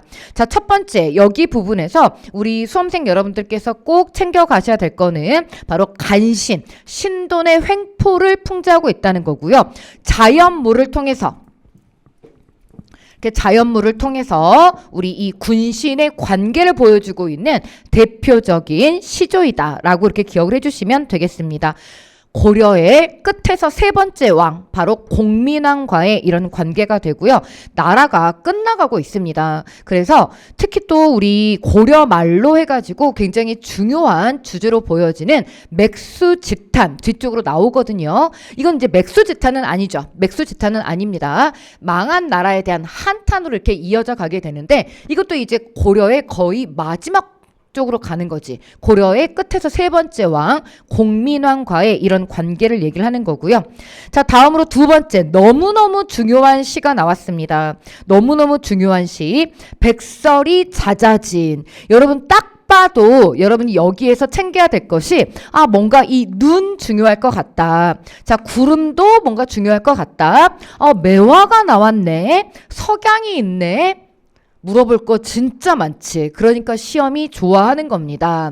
자, 그러면 이렇게 자연물들이 막 산재에 있으면, 그러니까 모든 시가 자연물들을 막 다 이렇게 한꺼번에 데려오진 않는데 이 시조는 짧은 가운데 정말 여러 가지 것들을 굉장히 많이 데려왔구나라고 하는 것을 알 수 있습니다. 그럼 우리 수험생 여러분들께서는 겁먹지 말고 어떤 작업을 해주시면 되냐면 머릿속에 제가 이거 챙기라 그랬잖아요. 긍부. 조대감설 이걸 보실 준비를 하시면 됩니다. 이 중에 좋게 쓰이는 게 있고 나쁘게 쓰이는 거 있어. 그러면 시조 백선이니까 이 정도는 괜찮아. 다 암기하고 가시렵니까? 아니요. 노답입니다. 내가 암기한 거 안 나올 수도 있고요. 그리고 그럴 리는 없지만 사실 또 우리가 이 시조를 이렇게 백선을 배우는 이유는요. 여기 나오는 작품이 중요하기 때문에 시험에 나올 가능성이 가장 높기 때문에 배우는 이유이기도 하지만 만약에라도 이 작품이 안 나온다고 하더라도 여러분이 손해볼 수 있는 손해보지 않게 그런 것이 우리의 목표거든요. 그런 것이 목표예요. 자, 여러분 이거면 됩니다. 긍부. 자, 그러면 긍정인지 부정인지 외우지 않고 그럼 어떻게 가자는 건가? 좋은 것은 좋다고 말합니다. 나쁜 것은 나쁘다고 말합니다. 매화 좋은 거네 우선. 왜? 반가운 매화라고 했잖아. 매화 좋은 거야. 그럼 매화는 뭘 상징해? 사군자. 지조 절개라고 하는 거잖아. 그러면 이 지조 절개고 석양은 해가 지는 거죠. 중이법이죠. 진짜 해가 지는 무렵. 또 하나는 왕조의 몰락. 자, 이렇게 보았을 때 이 맥꽃이라고 하는 것은 봄에 피는 꽃이잖아요. 근데 봄에 꽃이 피려면 눈이 있어야 돼, 없어야 돼?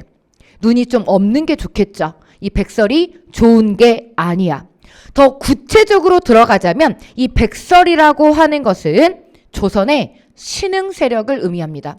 조선을 만들려고 하는 신흥 세력이 바로 이 백설이에요. 그러니까 매화한테는 별로 좋을 일을 하는 애들이 아닌 거죠. 이렇게 보시면 되는 겁니다. 이런 힘을 기르셔야지 오늘 우리 수험생 여러분들께서는 이걸 통해서 고전만이 아니라 현대까지도 함께 아우를 수 있는 그러한 능력을 기르실 수 있을 겁니다. 백설이 쫙 깔렸대요. 그리고 구름이 머흐레라 그랬는데요. 이 머흐레라가 시험에 나온 적이 있습니다. 왜냐? 이 시조는 여러분 보시면 알겠지만 너무 유명한 시조예요. 너무 유명한 시조는 하지만 뭐 예를 들어 너무 유명한 현대 시도요. 이런 지엽적인 문제에 나오거든요. 머흐레라라고 하니까 머물렀다라고 생각을 하기 쉬운데요. 이거는 험하다라고 하는 뜻입니다. 험하다. 시험에 직접 얼마 되지 않았어요. 출제가 됐던 그런 시어이고요. 이런 부분들은 좀 챙겨놓고 가는 게 좋아요. 여기에다가 제가 하나만 더 두둥 희소식을 드리자라고 한다면은 사실 한글로 이렇게 기록된 게 얼마 안 되잖아, 고전 문학이. 그러니까 나오는 그런 표현이 비슷비슷하고요. 주요 어려운 표현들 있죠? 그게 거기서 거기입니다. 거기서 거기야. 거기서 거기라고요. 그래서 걱정할 게 그닥 크지는 않다는 것 다시 말씀드리고 가겠습니다. 사실 우리가 오늘 또 시조에 이렇게 포인트를 맞추고 있잖아요.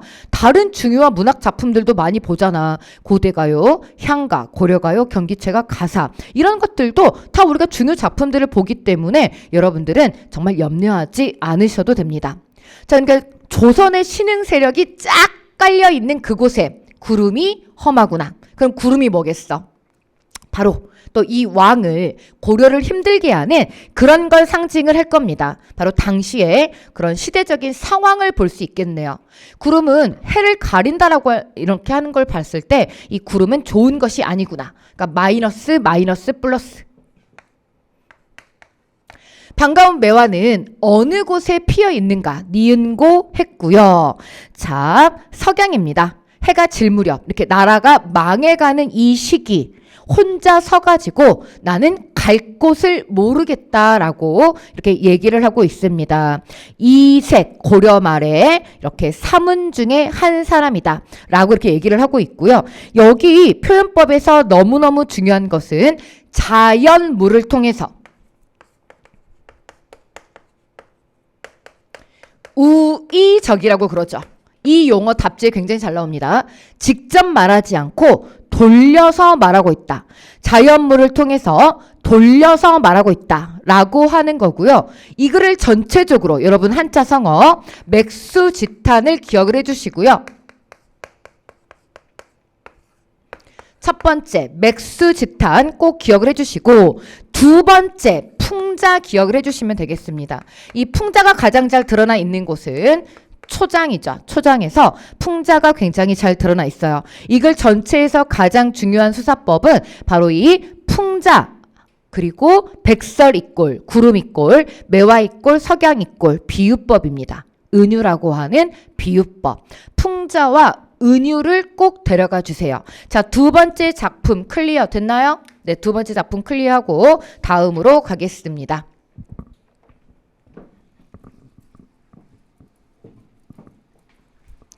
아래쪽에 자세한 이렇게 해설이 있는 부분은 여러분들이 참고를 해주시고요. 필요한 부분들은 제가 칠판에 적어드리는 거 이거 중심으로 이렇게 가주시면 되고 또 복습을 하실 때는 옆쪽에 보충 심화 쪽에 있는 내용을 좀 읽어가시면서 이렇게 봐주시면 되겠습니다.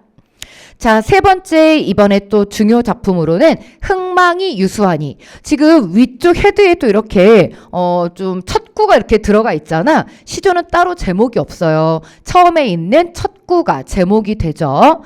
자, 이번 작품은 누구의 작품입니까? 원천석이라고 하는 바로 누구의 스승이에요? 이방원의 스승입니다. 해서 알아두시면은 작품을 또 이해하는데 굉장히 좋기 때문에 자, 흥망이 유수하니 자, 한자 잘 봐주세요. 이게 물숫자가 아닙니다. 흥하고 망하는 것이 다 운에 매여 있다. 여러분 이 운 중요하죠. 운 중요하죠. 만월때도 추초 1호다 라고 했습니다. 만월때는 고려의 옛 궁궐터를 의미를 하는데요. 이 만월때에 이제는 시든 풀뿐이래요. 긍부. 여러분 시든 풀이 좋아? 아니면은 파릇파릇한 풀이 좋아? 좀 뭔가 생기가 있는 게 좋잖아요. 근데 가을 풀이다 라고 하는 것에서 우리는 감각적으로 촉각을 세우셔야 되죠. 바로 어떤 걸 얘기하고 싶어? 아, 나 지금 기분이 좀 안 좋아. 나 좀 뭔가 지금 쓸쓸하려고 해. 아까 제가 봄, 여름, 가을, 겨울 계절감 말씀드렸잖아요. 바로 이러한 행간의 미학, 보이지 않는 것을 이해할 수 있는 그런 문맥 훈련이 바로 지금 우리에게 꼭 필요한 그런 문학의 능력입니다. 로다에다가 좀 적어주시는데요. 문제가 되는 바로 이 해석 부분은요. 현대의 국어하고 고전의 국어에 있어서 어미 처리, 조사 처리 이런 부분에 좀 차이가 나기 때문에 해석이 어렵다는 거예요. 그래서 이런 것들은 몇 개만 좀 챙겨가지고 이렇게 갈 테니까 여러분들이 많지도 않습니다. 잘 정리를 해주세요. 뭐뭐구나라고 하는 감탄형 종결어미입니다. 아, 이제 고래 궁궐터에 시든 풀뿐이구나. 500년 왕업이 목적에 붙어 있다. 여러분 이 500년이라고 하는 게 헷갈리시면 안 돼요. 고려도 500, 그 다음에 조선도 500입니다. 그래서 되게 이 500으로 이렇게 딱 들어가잖아요. 그러면 뭘로 가냐면 그대로 빛의 속도로 맥수지탄으로 가는 경우들이 많아요. 야, 돌아보니까 500년이네. 이렇게 되는 거잖아. 그래서 맥수지탄으로 이어지는 경우가 많고요. 500년 왕조 엽적이 청각적 이미지죠. 목동에 피리 소리 붙어 있다. 근데 여러분 막 이렇게 화려한 그런 소리가 아니잖아. 목동의 피리 소리. 그래서 상실감 이런 것들을 쫙 깔아주고 가는 거죠. 또 하나 이제 정점을 찍습니다. 석양이래. 해 떨어지죠? 중이법. 석양에 지나는 객이 본인을 객이라고 표현을 하고 있죠. 그래서 객관화시키는 거야. 객관화시키는 거. 눈물을 개워도 진짜 많이 나오는 고어입니다. 뭐뭐를 이기지 못하여. 내가 이제 나라가 망해가고 나는 정말 눈물을 못 참겠다. 눈물을 못 참겠다. 라고 이렇게 얘기를 하고 있어요. 그래서 전체적으로 딱 깔고 가는 것이 고독감, 외로움 이런 것들을 깔고 가는데요. 그걸 도와주는 게 바로 뭐예요? 그것들을 잘 드러내는 게 바로 이 추초라고 하는 거하고 목동의 피리소리, 청각적 이미지 이쪽이 되겠습니다. 그래서 시각과 청각으로 화자의 이러한 쓸쓸한 마음을 잘 드러내고 있는 그런 시조가 되겠다라고 보시면 되겠고요. 여기에서 꼭 챙겨 가실 것은 중이법입니다. 여러분 이 중이법 이제 잊어먹지 않겠죠? 중이법이 뭐야? 일부러 하나의 단어에다가 두 개 이상의 뜻을 가지고 가는 것. 이걸 우리가 중이법이라고 이렇게 얘기를 합니다. 그리고 500년이 나타나면은 맥수지탄, 망한 나라에 대한 한탄이 된다. 자, 다음으로 방 안에 켜있는 촛불. 와, 이것도 진짜 중요하게 감정이입이라고 하는 것으로 우리가 굉장히 많이 봤던 그러한 시조가 되겠는데요. 방 안에 혔는 그랬는데요. 방 안에 켜있는이죠. 방 안에 켜 있는 촛불. 초가 하나 이렇게 켜 있어요. 근데 초는 아까 제가 관수적 상징으로도 그렇고 감정이입으로 자주 등장하는 어떤 걸 말씀을 드렸냐면은 초가요 이렇게 녹아 떨어지잖아. 이걸 우리가 눈물의 이미지. 그러면 전체적으로 여기에서는 하강의 이미지가 더해지잖아. 하강의 이미지는 긍이에요, 부예요? 긍부. 부정적인 이미지잖아요. 위에서 아래로 떨어지는 눈물, 비. 전체적으로 분위기도 다운되잖아요. 방 안에 켜있는 촛불 누구와 이별하였길래 겉으로 눈물이 떨어지고 속 타는 줄 모르느냐. 우리도 저 촛불 같다잖아. 그러면 조대감설 감정이입. 종병상련이죠. 그리고 이 촛불은 뭐가 되는 거야? 객상, 객관적 상관물 이렇게 보시면 되고요. 아, 속 타 죽겠어. 나 정말 속 타 죽겠다니까? 이런 말이죠. 타 들어가는 것 같다. 이런 표현 쓰시잖아요. 내 마음이 지금 타 들어가는 것 같아. 자, 근데 사실 이 작품이 양반 작품이라서 그렇지 여러분들 정말 이걸 그대로 사랑과 이별의 작품이라고 생각해봐. 이별한 후에 어떠셨어요? 가슴이 정말 막 쪼개진다고 그럴까요? 그런 경험 해보신 적 있지? 그치? 그러니까 이마만큼 뭔가 이렇게 나라를 생각하고 임금을 생각하는 마음이 이렇게 센 거예요. 이렇게 세다. 그런 걸 생각하시면서 보면은 더 잘 이해가 되죠. 지금 이 작품은요. 뒤쪽으로 굉장히 또 많이 그 주제로 나오는데요. 계유정난입니다. 여러분 우리가 이제 다른 거 몰라도 계유정난은 모르지 않아요. 그 예전에 이정재가 세도로 나와가지고 엄청 더 유명해진 이 계유정난. 단종이 왕위를 뺏긴 바로 이제 그것과 관련된 시조거든요. 지금 여기 작자가 이계로 이렇게 나와 있죠. 여러분 이계가 있고 또 이색이 있잖아요. 앞쪽에 우리 방금 전에 이색 배우고 왔죠. 이색의 증손자입니다. 그러니까 뼈대 있는 집안이죠. 정말 이렇게 이런 거 별로긴 한데 아무튼 그 유전자가 좋은 이렇게 잘 됐나 봐.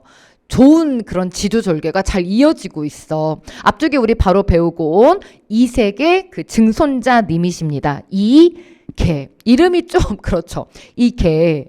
이름은 좀 그런데 이분이 정말 뛰어난 업적이 많으세요. 이게 이분은 훈민정음 창제도 이렇게 참여를 하셨고요. 그러니까 세종 때부터 이렇게 같이 했다는 거잖아. 그러니까 단종에 대한 그런 어릴 때 기억이 저도 조카 보니까 이 마음이 너무나 잘 알겠어. 그 어릴 때 모습을 다 본 거잖아. 귀여운 모습. 막 빵긋 웃고. 그럼 그걸 생각하면서 이걸 보니까요. 더 잘 이해가 좀 되더라고요. 그냥 겉으로만 이렇게 보는 것보다. 자, 그래서 꼭 기억하실 것. 기본 감정이입은 의인법 깔고 간다. 이렇게 말씀드렸고요. 표현 자체가 어때요? 이미 돌려 말했죠. 한번. 완곡한 표현으로 돌려 말했다. 이렇게 보시면 되겠습니다. 자, 옆쪽 노랑 박스에 제가 굉장히 중요한 이런 얘기를 좀 하나 써놨는데 충신, 불사, 이군이라고 하는 이때 시대의 가치관입니다. 우리는 살아가면서 지금은 우리는 대통령 임기가 5년이니까 5년마다 그 왕이 바뀌는 거 우리는 보잖아. 근데 이때는 어때? 충신은 불사, 이군 두 명의 임금을 섬기지 않는다 라고 하는 가치관의 시대이기 때문에 이렇게 배우고 자랐어. 이렇게 살아야 된대. 근데 갑자기 왕이 찬탈이 됐네? 그걸 받아들일 수 있겠어요? 안 되는 거죠. 자, 다음 작품으로 가겠습니다. 간밤에 우던 여흘. 이것도 우리 그 보시고 온 여흘 그대로 이제 나오고 있죠. 여흘이 뭐라 그랬어? 물살이 세찬 곳 그랬잖아. 그러면 간밤에 울던 그 물살이 세찬 그 물이 슬피 울면서 흘러가는구나. 이제야 생각하니까 님이 울어서 보내는 것 같다. 그러면 이 물이 바로 뭐가 되는 거예요? 객관적 상관물, 감정이입이 되는 거지. 님이 울어서 이렇게 보내는 것 같다잖아. 저 물이 거슬이 흐리 고저 나왔네. 거슬러서 흐르고자 한다면, 그러니까 원래 물은 위에서 아래로 이렇게 내려가는 거잖아요. 근데 이 내려온 물을 거슬러 흘러 올려 보낼 수 있다면 나도 울어서 위쪽으로 흘려 보내서 내 마음을 전달하고 싶다라고 하는 이런 시조가 되겠습니다. 절이죠. 임금 생각하는 연군의 노래가 되는 거겠죠. 자, 세조 때 원호의 시조가 됩니다. 마찬가지로 계유정난 이것과 관련된 시조인데요. 원호 같은 경우는 생육신입니다. 앞서 이계는 사육신인데요. 여기는 이제 생육신. 그러면 생육신이라고 해서 뭐 비겁하게 살아남았냐 이렇게 생각하시면 그건 아닙니다. 같이 절의를 지킨 건 마찬가지인데 여기에서 방법적인 거는 목숨까지 내놨느냐 아니면 그 좀 목숨은 좀 이렇게 지키면서 그 뜻을 같이 했느냐 이 차이로 이렇게 좀 보시면 되는 거고요. 자, 여기에서 중요 표현법은 뭐가 되는 거예요? 보내, 도다. 이 도다도 대표적인 바로 감탄형 종결어미예요. 그래서 영탄법 보시면 되겠고요. 영탄 보시고 방금 말씀드린 것처럼 지금 여기에서 슬피 울면서 간다. 감정이입에 의인법 깔고 가는 것도 같이 기억을 해주시고 또 하나 여러분 여기에서 이 여흘이라고 하는 것이 눈물을 의미하잖아. 그래서 중이법도 가져가 주세요. 이 세 가지 표현법들을 봐주시면 되겠습니다. 결국 물이 흐르는 그 소리를 민중이 슬피 우는 소리 아니 단종이 슬피 우는 이런 눈물 소리로 이렇게 생각을 했다는 것. 이렇게 해서 시를 정리를 해주시면 되겠고요. 계유정난은 뒤쪽으로도 계속 나오니까 여러분들이 중요한 그러니까 계유정난의 시조들이요. 굉장히 표현법들도 중요 표현법들이 굉장히 많이 나옵니다. 그래서 정리를 잘 해주시면 좋아요. 자, 다음 이번에는 왕방연의 시조로 가는데요. 왕방연 같은 경우는 단종을 영월로 이렇게 데려다 준 그 장군님이신 거지. 문신 이렇게 데려다 준 거예요. 호송을 이렇게 해드린 그 분이십니다. 천만리 머나먼 길에 여러분 이때 이 천만리는 진짜 천만리 딱 떨어지는 천만리가 아니라 그러니까 정감의 깊이라고 보시면 돼요. 정감 반대로 해봐. 감정. 그러니까 님하고 나하고 마치 천리는 떠 있는 것 같, 떨어져 있는 것 같다. 이 비슷한 표현이 현대시에는 어떤 유가 있냐면은요. 김소월의 진달래꽃에 보면은 아름 따다 가는 길에 뿌려준대. 님이 갈 때 내가 꽃을 갖다가 이렇게 뿌려주고 싶은데 아름 따다 가는 길에 뿌리우리다. 그 아름이라고 하는 것은요, 내 양팔을 벌린 만큼이 아름이에요. 우리 문법 시간에 배우셔서 알겠지만 이 단위성 명사들이 참 애매한 애들이 많지. 딱 떨어지는 개수로 되어 있는 게 있지만 한 그럼 주먹이 큰 사람이 있고 작은 사람이 있는데 아름 그러면 내 양팔을 벌린 만큼 그러면은 좀 팔 길이가 긴 사람이 있고 좀 짧은 사람이 있고 그러는데 좀 약간 애매한 표현들 있잖아. 딱 떨어지는 표현도 있지만 좀 애매한 그런 단위들이 있는데요. 아름 따다 가는 길에 뿌리우리다도요. 이 아름이 상징하는 바는 뭐냐면 정감의 깊이. 내가 너를 사랑하는 만큼이라고 하는 것을 내포하고 있거든. 마치 님하고 나하고 천리는 떨어져 있는 것 같대요. 천만리 머나먼 길에 고운 님을 여의 없고 내 마음을 둘 데 없어서 내가 이렇게 앉아 있는 거예요. 멍하고 앉아 계시겠죠. 저 물도 내 안 같다잖아. 이제 저 더 안 쓸래요. 이 물은 객관적 상관물, 바로 감정이입의 객관적 상관물 조대감설.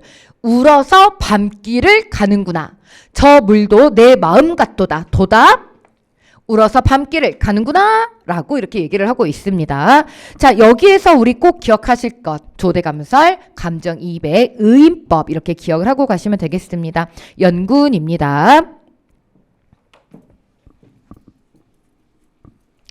그러니까 좀 더 이해가 되시죠? 지금하고는 다른 그런 그 학문의 세계에 계셨던 분들이세요. 여러분의 어떤 가치관을 누군가가 막 흔든다고 생각을 해보세요. 받아들이기 쉽지 않잖아? 자, 다음 이번에는 시대를 좀 달리 갑니다. 이건 이제 병자 호란의 시대, 이 조선 후기 쪽으로 이렇게 가죠. 자, 가노라 삼각산, 지금의 북한산입니다. 가노라 삼각산아, 여러분 이렇게 부르는 것을 우리가 돈호법이라고 얘기를 하거든요. 돈호, 부른다라는 뜻이에요. 다시 보자 한강물아. 그러면 여기 조대감설 대구 보이시죠? 왜 이렇게 자연 물들을 불러댈까요? 사물을 친구처럼 생각을 할까요? 자연 친화일까요? 여러분 이거 자연 친화 이런 거 아니잖아요. 왜 불렀는지 한번 봅시다.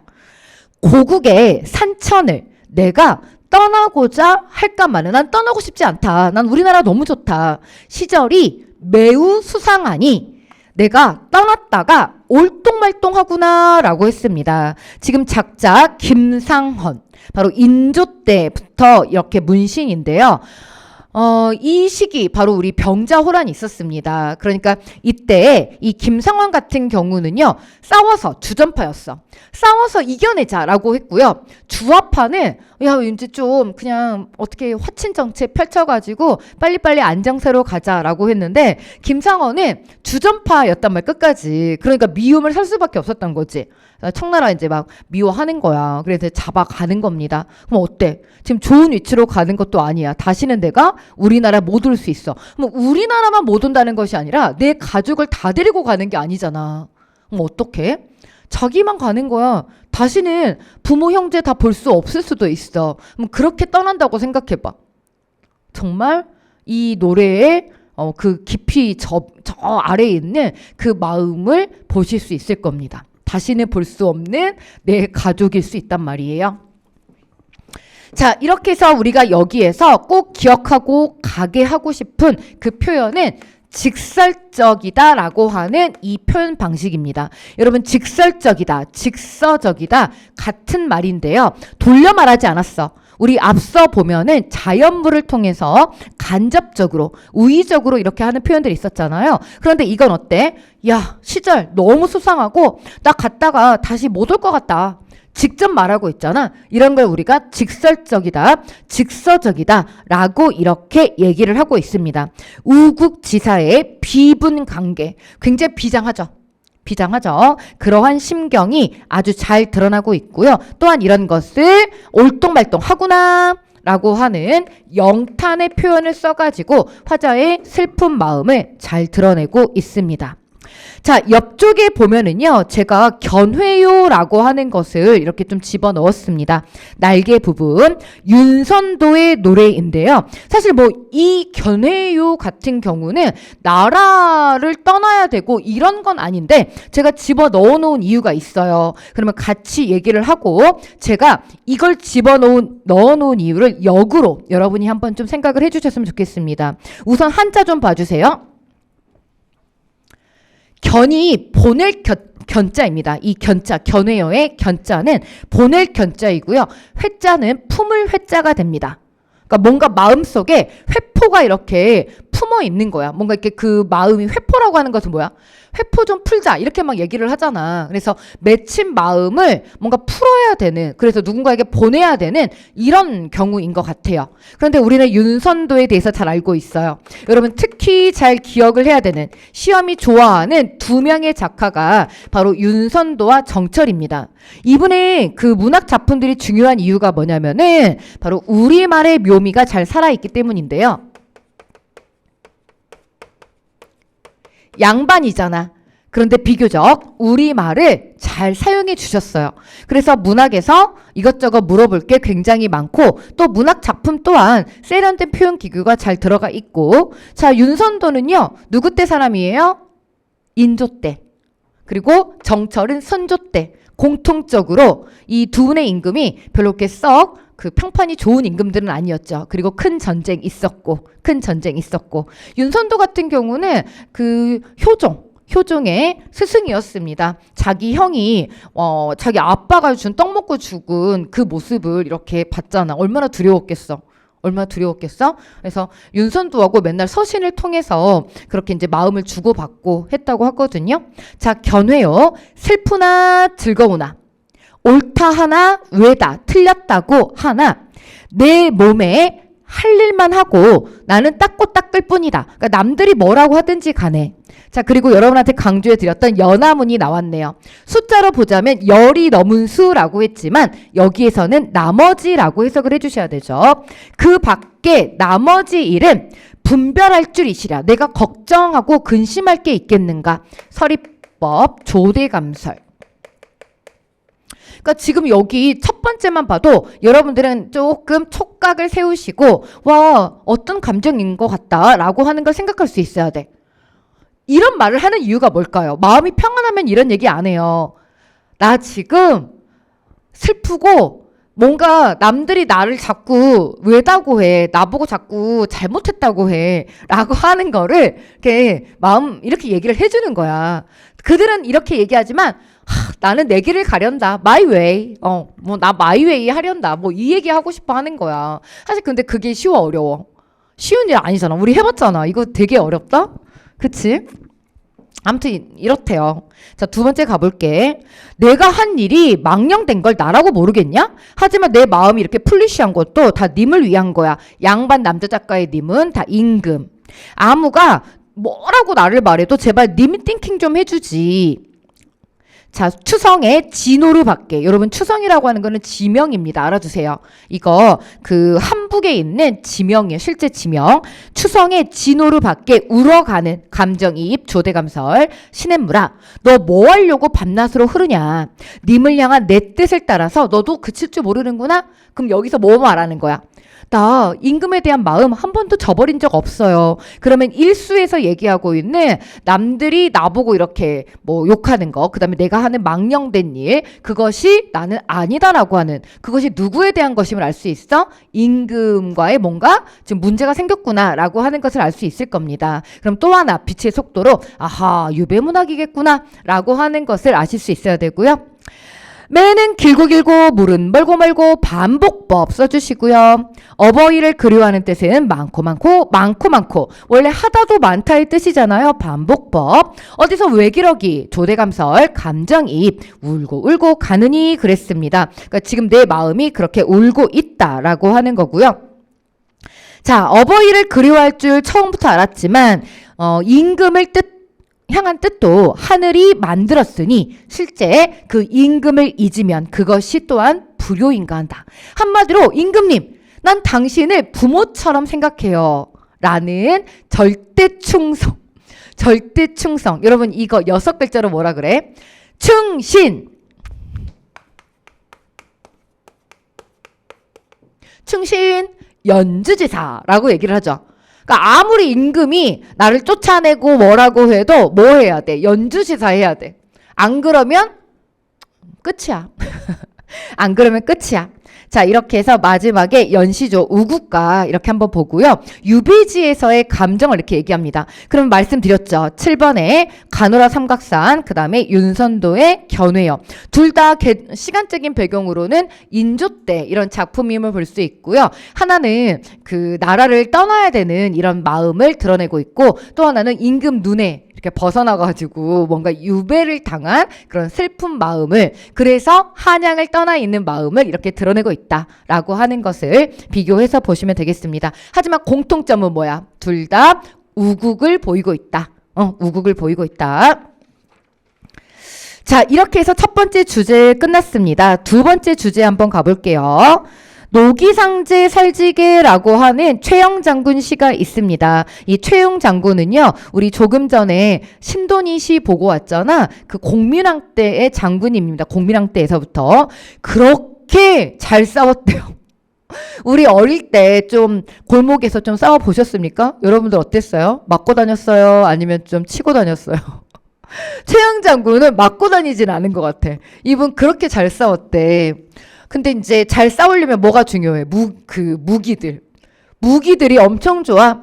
노기상제를 살찌게 먹여서. 여러분, 노기상제는 제가 아래쪽에다 다 이제 풀어 놓았는데 그냥 좋은 말이라고 생각하고 갑시다. 여기서 시간도 아까운데 굳이 뭐 주나라 때 뭐예요? 이런 얘기 나 오늘 안 합니다. 안 해도 되죠? 좋은 말. 말도 좋아. 이걸 안 그래도 좋은 말인데 얘들한테 살이 또 찌게 잘 먹인대요. 잘 먹이고 또 좋은 말이니까 어때? 뽀대나게 또 잘 씻어줘. 더럽게 안 해놓고 잘 씻어주고. 용천설악은요, 좋은 칼입니다.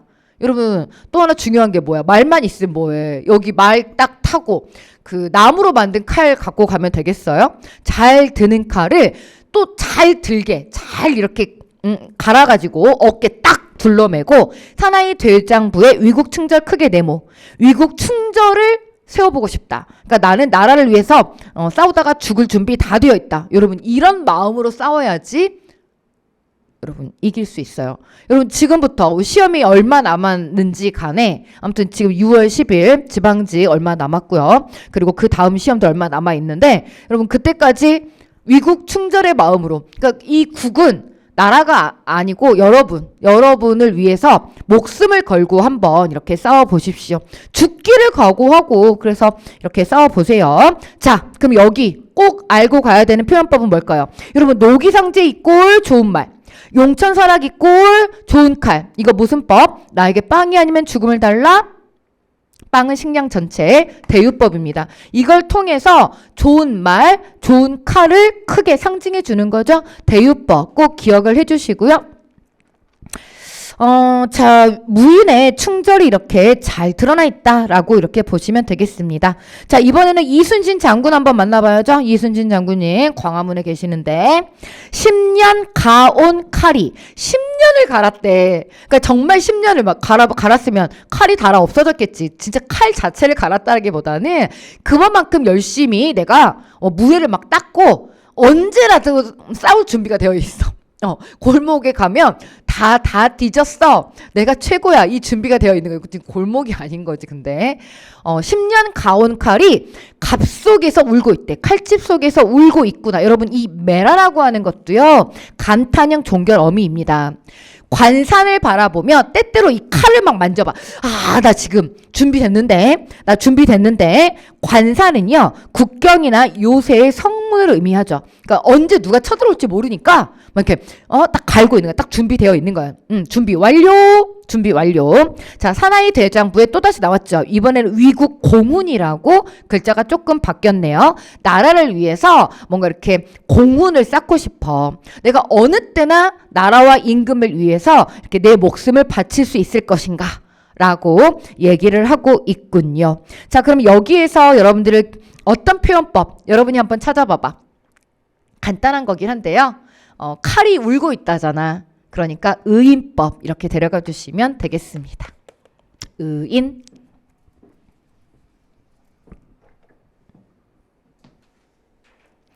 자, 아래쪽에 보시면 성격에 의지적이다 나와 있죠. 그리고 이런 시가 바로 남성적인 시가 되겠죠. 여러분 여기에 여성 이거 뭔가 핑크핑크한데요. 여자가 얘기하는 것 같은데요. 이런 분들 아무도 없잖아. 그런데 답지에서 종종 남성적인 어조로 이런 거 나오잖아요. 물론 헷갈리게 해가지고 좀 나오긴 하는데 이런 거에 여러분들이 그러니까 객관적인 눈을 좀 이렇게 키우실 필요가 있죠. 자, 다음은 김종서입니다. 아시다시피 이 김종서 장군은요, 세조한테 이렇게 죽임을 당한 분이죠. 사육신입니다. 사육신. 삭풍은요, 북풍, 겨울에 부는 바람이에요. 삭풍이 나무 끝에 불고, 그러니까 뭔가 지금 기운 자체가 실현이야. 실현의 그런 시기죠. 명월이 밝은 달은 또 눈 속에 차가워요. 눈 속에 차가워. 지금 분위기 쌀벌하죠. 분위기 쌀벌해요. 만리 변성에 큰 칼 하나 짚고 서서 긴 휘파람 큰한 소리에 나는 거칠 것이 없구나. 나를 막을 자가 아무도 없어. 라고 이렇게 얘기를 하고 있는 거거든요. 제가 보충 옆쪽에다가 바람을 이렇게 좀 얘기했어요. 동풍. 그 다음에 남풍, 수면 양풍, 여름, 그 다음에 서풍, 가을, 북풍, 삭풍, 시련과 고난을 상징한다. 그러니까 여기 시에 이런 첫 번째 초장에서 얘기하고 있는 거는요. 지금의 시대 현실이죠. 시대 현실.